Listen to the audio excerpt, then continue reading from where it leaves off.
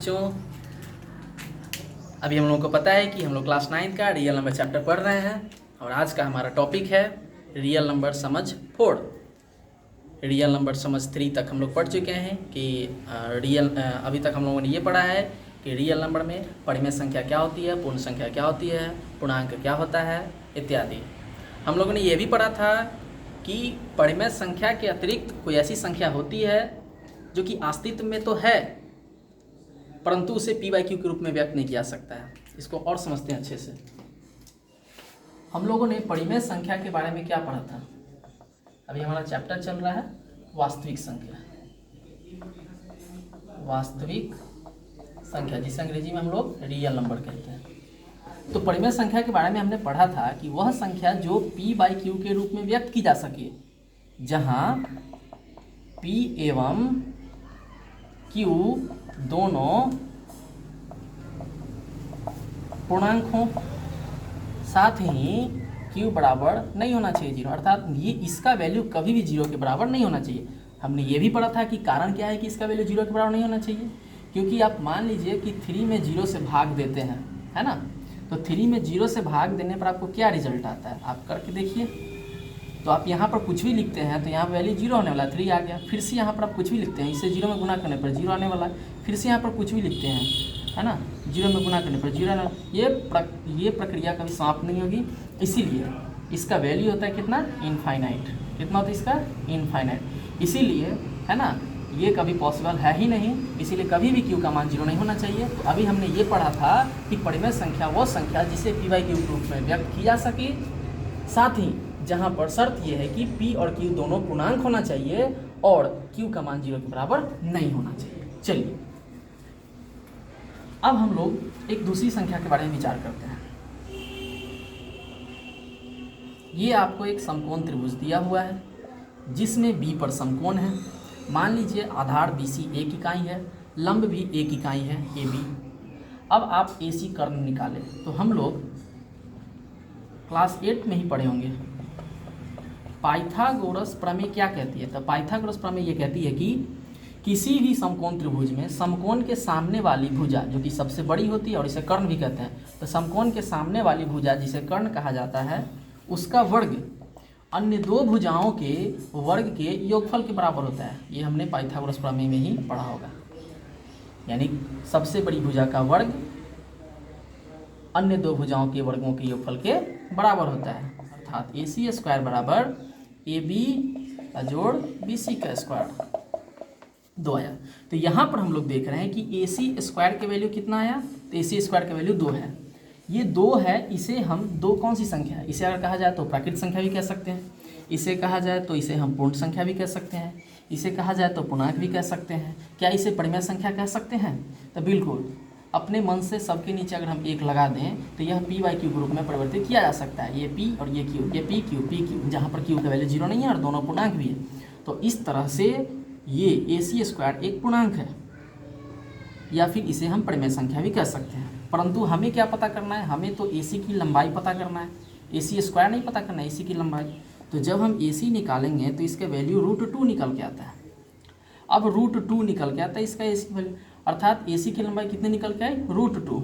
हम लोग देख रहे हैं कि जब इसके नीचे अगर 1 लगा भी दिया जाए तो यह p/q के रूप में मान लेते हैं कि बदल भी दिया जाए, फिर भी p जिसका वैल्यू √2 है यह एक पूर्णांक नहीं है। शर्त क्या है परिमेय संख्या के लिए कि दोनों पूर्णांक होना चाहिए, परंतु यहाँ पर p जो कि एक पूर्णांक नहीं है।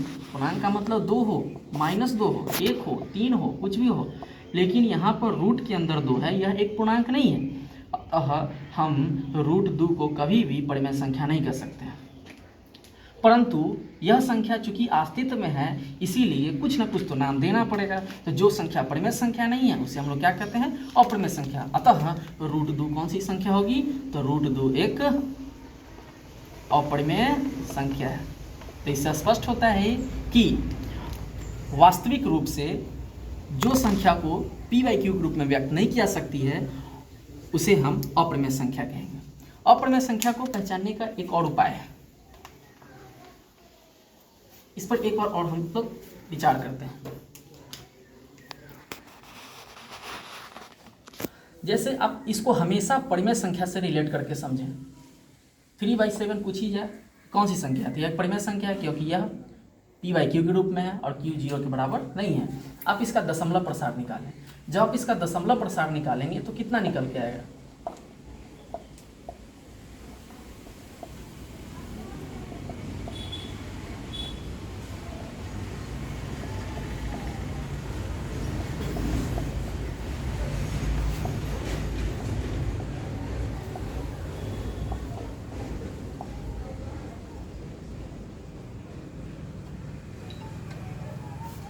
तो इस तरह से हम देख रहे हैं कि 3/7 का वैल्यू कितना निकल के आ रहा है, तो 0.42857142। यहाँ पर देख रहे हैं कि 428571, फिर से 4285 है ना 71, यानी ये संख्या अब यहाँ से रिपीट हो रही है, फिर से आएगा 42857, फिर से 42857, फिर से 42857।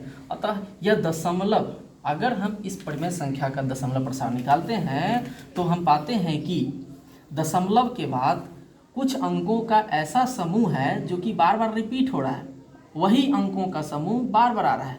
या फिर आप दूसरी किसी परिमेय संख्या को अगर लें और उसका अगर दशमलव प्रसार निकालते हैं तो इसको भी निकाल करके देख लें।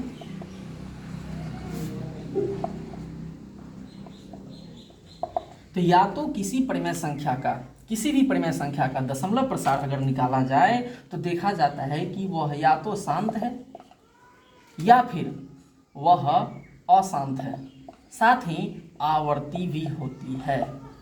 तो किसी भी परिमेय संख्या का अगर दशमलव प्रसार निकाला जाए तो वह या तो शांत होगी या फिर अशांत आवर्ती होगी। परंतु हम √2 का अब दशमलव प्रसार निकालने वाले हैं। √2 मतलब 2 का वर्गमूल। आप इसका वर्गमूल निकाल करके देखें। अगर कहीं भी किसी भी संख्या में आपको 3 मिल जाए, अब पूछा जाए कि इसमें बताइए दशमलव कहाँ है, क्या इसमें दशमलव है, तो बिल्कुल है। दशमलव इसमें सबसे अंत में यानी दाहिनी तरफ छिपा होता है। आप इसके बाद कितना भी जीरो अपने मन से पुट कर सकते हैं, भर सकते हैं। तो इस तरह से 2 है तो इसमें भी दशमलव छिपा हुआ है सबसे अंत में। आप इसके बाद चाहें तो अपने मन से कितना भी जीरो रख सकते हैं। चूँकि वर्गमूल निकालना है इसीलिए आप जोड़े में अंकों को रखें और इस तरह से जब आप इसका वर्गमूल निकालेंगे, ठीक है, तो वर्गमूल निकालने पर कितना आएगा देखते हैं।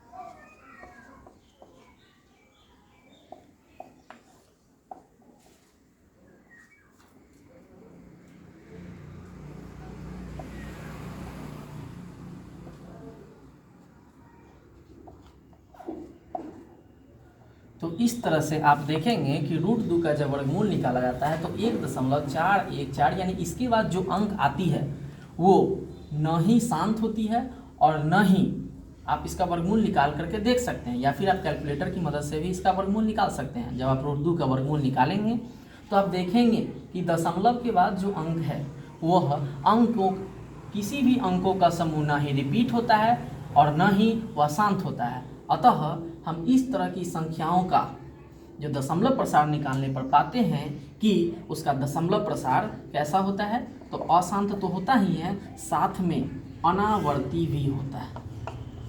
हम लोगों ने परिमेय संख्या को क्या समझा, तो परिमेय संख्या का जब दशमलव प्रसार निकालते हैं तो या तो वह शांत होती है या फिर वह अशांत या आवर्ती होती है। तो अगर किसी भी संख्या का दशमलव प्रसार शांत या अशांत आवर्ती है, इसका मतलब वह एक परिमेय संख्या है।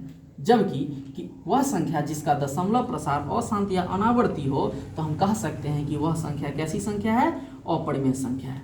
तो किसी भी संख्या का दशमलव प्रसार देखने के बाद भी हम यह तय कर सकते हैं कि वह एक परिमेय संख्या है। तो ये 2 तरीकों से समझा जा सकता है कि कोई भी संख्या परिमेय है या फिर अपरिमेय संख्या है। अब चूंकि अपरिमेय संख्या एक वास्तविक संख्या उस समय से कहा जा रहा है, इसका मतलब है कि इसे हम संख्या रेखा पर दर्शा सकते हैं। तो चलिए ये करके भी देख लेते हैं, देखते हैं कि क्या इसे संख्या रेखा पर दर्शाया जा सकता है। हमने एक संख्या रेखा ड्रॉ किया, अब प्रयास करते हैं कि क्या √2 को संख्या रेखा पर दर्शाया जा सकता है। अब बताइए √2 कैसी संख्या है, तो √2 अगर यहाँ पर कोई भी चिन्ह है या नहीं है तो यहाँ पर प्लस माना जाता है, तो √2 एक धनात्मक संख्या है। तो चूंकि यह एक धनात्मक संख्या है इसीलिए यह संख्या रेखा पर हमेशा शून्य के दाहिने तरफ होगा। चलिए संख्या रेखा पर शून्य लेकर के दाहिने तरफ जगह खाली छोड़ देते हैं। अब √2 कैसे आ सकता है, तो अभी अभी हमने पढ़ा था कि कोई ऐसा समकोण त्रिभुज हो जिसमें आधार भी एक हो, लंब भी एक हो, तो कर्ण कितना होगा पाइथागोरस प्रमेय से, तो इसका वैल्यू √2 निकल के आता है। यह पाइथागोरस प्रमेय की मदद से पीछे वीडियो को बैक करके देख सकते हैं। तो इस तरह से हम क्या करते हैं कि शून्य से एक इकाई पर एक पॉइंट ए ले लेते हैं, फिर इस ए पॉइंट पर एक लंब डालते हैं जिसका जो कि एक इकाई की है। तो हमने क्या किया कि हम शून्य से दाहिने तरफ, चूंकि यह एक धनात्मक अपरिमेय संख्या है इसीलिए हमने इसे क्या माना है, धनात्मक अपरिमेय संख्या, इसलिए शून्य के दाहिने तरफ हो। तो यहाँ से हम आधार एक इकाई ले लेते हैं और फिर लंब भी कहाँ पर लेंगे, तो एक इकाई लेंगे। अब इसे बी पॉइंट मान लें और ओ और बी को मिला दें। आप पाते हैं कि पाइथागोरस प्रमेय से इसका वैल्यू ओ और बी का मान कितना निकल के आता है, √2 निकल के आता है। अब हमारा तो संख्या रेखा ये है, जब तक किसी भी संख्या को इस संख्या रेखा पर दर्शाया नहीं जा सकता है तब तक हम कह नहीं सकते हैं कि वह एक वास्तविक संख्या है। तो √2 का वैल्यू √2 जो अभी निकल के आया है, इसकी लंबाई ये है, ये तो संख्या रेखा पर है नहीं, तो इसे कैसे दर्शाया जाए संख्या रेखा पर। तो इसके लिए क्या करेंगे कि हम एक प्रकार ले सकते हैं और प्रकार की मदद से O बिंदु को केंद्र मानते हुए और OB को त्रिज्या मानते हुए, O को केंद्र मानते हुए और OB को त्रिज्या मानते हुए, यानी प्रकार की मदद से आप कर सकते हैं। आप इस तरह से O को केंद्र और OB को त्रिज्या मानते हुए एक चाप खींचे।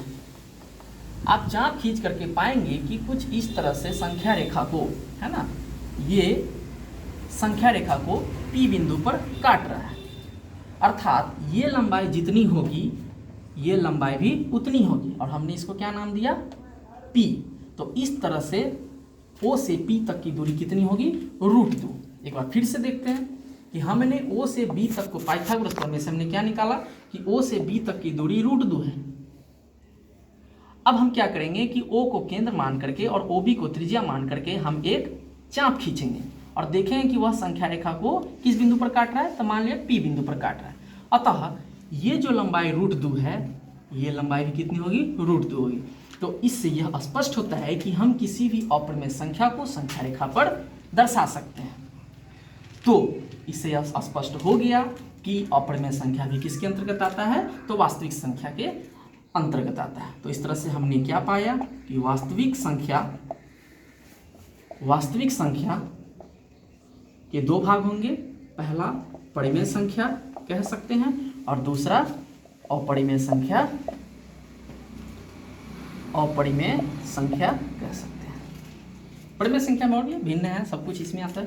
तो खैर, तो हमने ये पाया कि परिमेय संख्या के अतिरिक्त कोई ऐसी भी संख्या होती है जो अस्तित्व में होती है, अर्थात वास्तविक रूप में होती है, परंतु उसे पीवाई के रूप में अर्थात परिमेय संख्या के रूप में नहीं लिख सकते हैं, और तब हम उस संख्या को क्या नाम देते हैं, अपरिमेय संख्या। और चूंकि यह एक वास्तविक संख्या है इसीलिए इसे संख्या रेखा पर भी उतारा जा सकता है। आप इस तरह से चाहें तो आप इस तरह से √3 को भी संख्या रेखा पर दर्शा सकते हैं। अब एक चीज़ बताइए कि √4 क्या है, एक अपरिमेय संख्या है? तो नहीं। क्यों अपरिमेय संख्या है? नहीं है। अब हम लोग इसको थोड़ा सा समझने का प्रयास करेंगे, है ना। तो ये ध्यान में रखना है कि √a एक अपरिमेय संख्या तब मानी जाती है जब a एक क्या हो, तो धनात्मक पूर्णांक हो। दूसरा कि a एक पूर्ण वर्ग न हो। ध्यान क्या रखना है कि √a एक अपरिमेय संख्या होगी, √a एक अपरिमेय संख्या होगी। कब? तो जब a एक धनात्मक पूर्णांक हो और दूसरा कि a एक पूर्ण वर्ग न हो। समझ लेते हैं इसको कि रूट के अंदर अगर हम -3 लिखते हैं तो यह एक अपरिमेय संख्या मानी जाएगी कि नहीं मानी जाएगी? नहीं मानी जाएगी, यह एक अपरिमेय संख्या नहीं है। यह एक काल्पनिक संख्या है जो अभी हमारे सिलेबस से बाहर का है, इसके बारे में हम लोग बाद में कभी चर्चा करेंगे। यह एक अप्रमेय संख्या, और क्यों नहीं रूट के अंदर में ये -3 क्यों नहीं लिख सकते हैं, तो इस पर भी हम लोग विचार कर सकते हैं और इसको भी समझने का प्रयास कर सकते हैं। हम चाहते हैं कि अगर ये समझना है तो आप इसके लिए हमें कमेंट करें, हम कमेंट में देखेंगे, ज़रूरत के अनुसार आगे हम इस चीज़ को बढ़ाएंगे। दूसरी नंबर बात कि रूट के अंदर चूंकि समय का अभाव है, रूट के अंदर पूर्ण वर्ग 9, मान लीजिए आप रूट के अंदर 4 लिख देते हैं, जो कि हम जानते हैं कि 2 का पूर्ण वर्ग है, 2 का वर्ग 4 होता है। तो इस तरह से आप इसको क्या लिख सकते हैं, तो आप इससे स्क्वायर से स्क्वायर रूट कट के 2 आ जाएगा, जो कि एक परिमेय संख्या है। तो इस रूट 4 को अप्रमेय संख्या नहीं कर सकते हैं, क्योंकि इसको जब आगे बढ़ाते हैं तो आपको 2/1 वैल्यू आएगा, जो कि एक परिमेय संख्या है। हम जानते हैं कि अप्रमेय संख्या परिमेय संख्या हो नहीं सकती है, अतः यह साबित होता है कि रूट अंडर ए एक अप्रमेय संख्या होगी यदि पहला शर्त ये एक धनात्मक पूर्णांक हो और दूसरा कि ए एक पूर्ण वर्ग न हो। तो अब आगे इसमें एक होमवर्क है कि आप √2, √3, √5 साथ ही -√2, -√3 और -√5 साथ ही 1/√2 अपनी कॉपी पर बना करके रखें, और किसी तरह का परेशानी हो तो आप हमसे पूछें। धन्यवाद।